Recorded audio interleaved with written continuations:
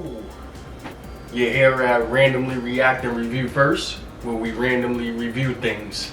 And today we're going to be reviewing Monday Night Raw. Monday Night Raw started out with a Martin Luther King tribute. The tribute was pretty good. I thought that was a nice touch to start off Monday Night Raw.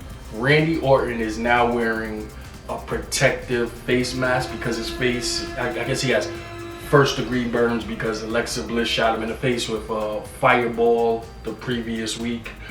Boy, man, that mask looks funny as hell. And the makeup looks a little funny. It doesn't look like a realistic burn.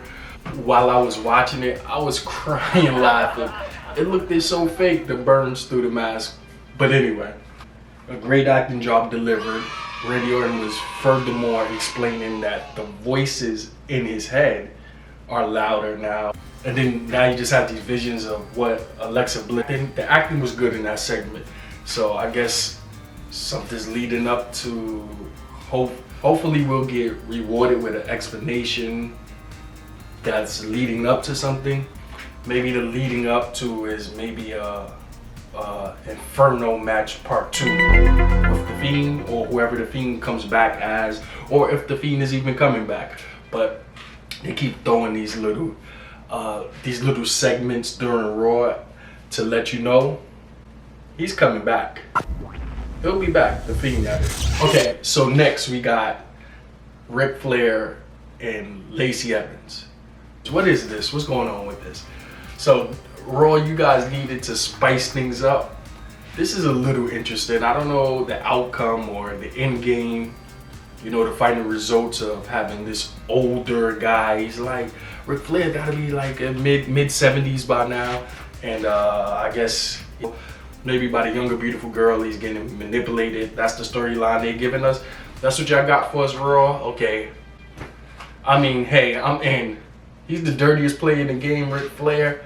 And the thing is, I don't know what's going on. Like, Ric Flair, are you okay? You losing it for the little fun time? Cause for the play, that young Butte got you going crazy. I wouldn't even understand how you could cross the line and double cross your daughter like that just for, you know, you Ric Flair. You could get 20 of these little hussies, but oh, let me take that back, because Lacey Evans is hot. She is fire. So the next segment starts off with Lacey Evans escorting Ric Flair into the ring, and I guess she's taking notes from Ric Flair, learning from the best, I guess. So the reporter asks her, "What's the deal between you two?" The way she reacted, like as if she was offended, like she was definitely offended by the question. So Lacey Evans just told her that she's just learning from the best, Ric Flair. Essentially, that's all she said. But the funny thing, since the 90s, the 2000s, the 2010s, yo, the reporters' faces after the interview, like say if they're interviewing somebody and then the interviewee just leaves and walks off, the reporters just they're stuck with a perplexed face. That stuff be having me crying. I be rolling when the reporter just baffled, like, huh? What just happened? They be leaving them stuck in a daze. Okay, so next up we got the next match is Charlotte Flair versus Peyton Royce. As Charlotte Flair is entering the ring, Peyton strikes her and a surprise ambush attacks her from behind. And I guess she has to do that because Charlotte Flair would definitely kick her ass. Charlotte Flair is a beast, man. They can't mess with her. So I guess that's the only advantage that she could gather in that amount of time. Charlotte Flair is kicking her butt in the ring. Oh, wait. First of all, tonight was very botchy. There was so many botch maneuvers. Oh my God. This girl, Peyton Royce, had more botch mistakes, more miscues on her attempts to do moves than Sasha Banks. This girl, I mean, don't get me wrong, Sasha Banks, you're beautiful and you're great, but you do a lot of mistakes. You mess up a lot, girl. Now, all right, now that's it. Yo, it was so many botch mistakes. It was incredible watching. Like, I mean, incredible to the point where she was like missing the ropes, missing the kicks, missing the ducks. It was just amazing. They gotta practice. Okay, so during these botch events taking place during this match, I noticed that maybe another botch entrance might have happened, because I noticed after a segment during the match, Charlotte Flair was kicking Peyton's butt, and then she keep looking over at the entrance, because I'm guessing that was the cue when she hit her. That was the cue for Ric Flair or somebody to come out, but it didn't happen. So then a few seconds later, in an abrupt moment, the Ric Flair music just plays. Ric Flair comes, you know, strutting out with his walk, and Charlotte Flair looks shocked as hell. And then and then Lacey Evans follows him up after he calls her out with a Ric Flair robe. I mean, what? Oh my God. Ric Flair, this is your daughter. I mean, but hey, this is Lacey Evans.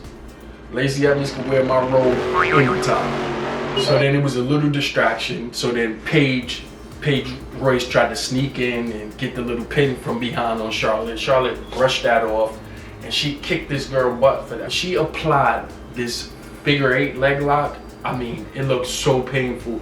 And I think Charlotte's turning heel because after she won the match, she kept on applying that figure 8 leg. Put a lot of pressure on her to the point where she was gonna pop that girl's knee. So I guess she was frustrated with her dad and Lacey, so she took it out on Lacey's partner, the Royce girl. So that was a good match. I like it. Following that, we got Riddle giving compliments to the Hurt Business guys. But you know what's coming. You know what's coming. You know they're gonna turn that upside down very fast. So after his compliments, I guess he said something to, I guess he had a specific compliment for Bobby Lashley. So Bobby tells the other guys to go on and that he'll take care of it. He has it. So he just, oh my God, this felt so brutal to watch. He just stomps on Riddle's feet, and I don't know, did Riddle have the flip-flops on? I believe he did. He had the flip-flops on, because you know Riddle, he's normally barefooted, so that looked very painful. So he made some threats while he was on the floor in agony. I guess that was to build up some tension for their match later, because Riddle's teaming up with the Luchas to face the Hurt Business and they were gonna fight later on that night. So I guess that was the purpose of that segment. I don't know. Okay, so following that, we got the Ali dude from Retribution. He did a pretty good promo. I like this promo. He's basically calling out and making his beef with Kofi Kingston. You know, and it was pretty good. I guess him and Kofi got some tension now. So we'll see how that turns out, but I like that promo. It was well done. Okay. Next up, we got the New Day versus Retribution. But wait. Let's take it back. Okay, we have Mace from Retribution fighting Xavier Woods from the New Day. That's what we do. Another botch. Yeah. So I don't know what Mace's finisher is, but he won the match off a horribly botched finish. His finisher was so badly done. I mean, I felt like he should have redid it again, did the whole move and maneuver again, bang, and then went for the pin, because that was terrible. I mean, geez, he missed his whole body. You guys gotta see that. That was such a bad finish. It was bad. Okay, so after that, next up we get this skit. I don't know where or why, but okay, I guess it was a bit that was performed by Triple H and Stephanie McMahon, but they had like disguises on, and I think Triple H had a wig and glasses, and Stephanie, she might have glasses and some type of attire, some type of disguise as newscasters. So they were casting the news, and during this little this segment, they had different WWE. There was a few different roster wrestlers involved that were interviewers. They had Sasha Banks doing something, I think Roman Reigns, and they finished off with John Cena. I guess the whole point was to tell us the next 3 WrestleMania locations and the dates and time. I believe that to be. That's what I gathered from that, because I was like, what is all of this for? Are they gonna have 3 consecutive WrestleMania events. Then I saw the dates, so it just was like the dates from 2020 to 2023. I guess. Next, Alexa Bliss inviting Asuka to her playhouse, and them two, they do have a match later on that night. So it's like you're inviting her to the playhouse, but then you're gonna fight her later. So I didn't understand where that was going, so I was looking forward to seeing. So Alexa starts off in her playhouse with these burnt face puns or burnt victim puns for Randy Orton, because she shot the fireball in his face and burnt him. So she got these corny puns, but it was funny to me. I liked it. Good job, Alexa. Good job. But so Asuka comes down as a guest in Alexa's playhouse. So when she gets there, Alexa's freaking this lady out. I mean, she was freaking me out. It was like she was being possessed, or another type of being was there. Like there was some type of entity there. I guess she was trying to say the Fiend was there, because I think a rocking horse started moving without anybody there. So all of these different airy vibes and walks and gestures that Alexa Bliss was making was freaking Asuka out. So she got the hell out of there, and that was a pretty good part. It ended with, I guess, Alexa on a rocking horse. It's pretty creepy. And next up, we got Nia Jax and Shayna Baszler. Nia Jax and Shayna Baszler, I guess they were having some type of issues and problems with their tag team. So then it cuts to a Jeff Jarrett promo. I guess is Jeff Jarrett a legend of WWE? I like Jeff Jarrett. He was a good friend with Owen Hart too. But I guess he was making his predictions for the Royal Rumble, and he was saying Goldberg will win. The WWE Championship will change hands and Goldberg will win. That was his predictions. I don't know about that, but that was that man's choice. No, Nia Jax and Dana Baszler it's been this ongoing beef with Mandy Rose and Dana Brooks. Them two versing each other. It's been like 2-3 weeks. So Shayna Baszler, she beats Mandy Rose with she beats her bad. Like she was like damn near about to break that girl arm. So she beats Mandy with the Karafuda clutch, and that was a wrap. It was over after that. I guess they were trying to gather things back up and maintain their tag team. Then Nia Jax was explaining to Shayna how much they need each other, or maybe it was a thing of I don't know. They was just building up some tension between that tag team, and then Dana Brooks comes from behind and drop kicks from the ring. She drop kicks Nia Jax into Shayna Baszler. So I guess they're building up some tension of that tag team maybe breaking up. So that brings us to the next match. I believe this is a filler match, because nothing for AJ Styles to do. So they give him a match with Ricochet. Ricochet, he's decent. He's pretty okay. But I mean, it's AJ Styles with Omos. That Omos guy is huge. Like, what the? He could play basketball. He would be dominant. He would be dunking all over cats, man. That's a that Omos guy. But anyway, I felt like it was a filler match, because there was absolutely no tension. Ricochet and AJ Styles, I'm like, where did this come from? But they had it. And during the match, Omos catches Ricochet like a little baby, like as if a little baby was at the edge of a bed about to fall, and a loving father comes and saves him and just picks him up. Hey, baby. Or I don't know if that was a good example, but he had him in his arms like a little toddler, effortlessly. And when the ref told him to drop him, he just dropped him to the floor. I mean, this Omos guy is huge. His hands, oh my God. I wonder if he's going to be a wrestler. Are they slowly prepping him to get in shape, to get into wrestling form? I don't know. AJ finishes this guy off with a Styles clash, And that was a wrap. So that was it with that match. so next up was the Dirt Sheet Show. Is hosted by The Miz and John Morrison. Them two are hilarious. They make a good team. The chemistry between them two is through the roof. You can see it. It's very vivid. Them two are good. So the whole night they were saying how they had a special guest, which is going to be Goldberg, coming to their show, and they're going to interview him. So they call out Goldberg, and they hit the theme music, and out comes Gillberg. A lame Goldberg impersonation. The imposter was so funny. So he comes out to the ring doing all Goldberg's antics. That was so funny. And then after that, he calls out Drew McIntyre, and I'm like, what? Doesn't Drew have COVID-19? He's not even in the building. And then it's a imposter Drew McIntyre. So they bring both of the imposters, and these guys are great, man. That show, Miz and Morrison, just them two are funny, man.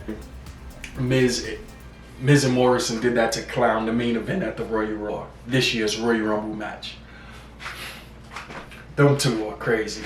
So after that, we got, I believe it to be Jeff Hardy versus Jackson Ryker. Jackson Ryker and Elias before the match. I guess they're going over last week's match where Elias told Jackson Ryker to not help and to not cheat. What I'm doing with my eyes, I botched that. But he was telling him to not help or to not cheat, and he really wanted him to help and to cheat. So I guess they were getting that part straight. So he was telling him how he was gonna stay out of it for this match. Elias, and he was gonna let Jackson Ryker fight Jeff Hardy. But after Jeff Hardy was about to do the twist of fate to him, Elias trips him on the rope and he gets disqualified. There's a little bit of tension between Jackson Ryker and Elias now, so we'll see where that goes. So the last and final match of the night is Alexa Bliss versus Asuka, or should I say Possessed Bliss. This match was weird. Asuka's fighting Alexa, and they're going back and forth. They're having a good match back and forth. It's kind of weird, but then the lights flickering. The lights have been flickering with Alexa Bliss's involvements for the last few weeks, or ever since The Fiend has been missing. So then I guess the spirit, like some type of way, some type of entity, maybe The Fiend was absorbed into Alexa. I don't know no other way how to describe what I see. Maybe she manifested The Fiend, but anyway, she act like a possessed person. She was doing these like amazingly good, out of character, non-Alexa Bliss moves. Because these moves was great. She was like ducking everything, and she was seeming more powerful than Asuka. Like Alexa Bliss is more dainty, petite type fighter. She doesn't be too scrappy with it and using her strength. But on that night, she was strong as hell, and she seemed possessed. So after transforming into what she was, she started manifesting these skills, pulling off Bray Wyatt moves, like all of his signature moves she was doing, and she was pulling them off well. She beat Asuka with the Sister Abigail. I don't know where, I didn't see that move in a while, and she attempted to mandible claw her, so she was pulling it off. She was doing the thing. So after ending on the Sister Abigail finisher, I think Raw just ended with Alexa's staring eerily into the camera, and then it just transformed her back into her normal self, and it just ended. So that was it. That was the show. Okay, that was my review for Monday Night Raw. Martin Luther King Day, Monday Night Raw. Thank you guys for taking out the time to check out this review. And if you love wrestling, and if you're here to hear the wrestling news, wrestling reviews, or things about wrestling, check me out. I'll be back next week. all 2021 gets us back on track and brings us to where we need to be, because the last year was a lot for everybody. We need to be refreshed. Please, 2021, refresh us all, please. Thank you for checking me out on Randomly React and Review First. Until the next time, peace.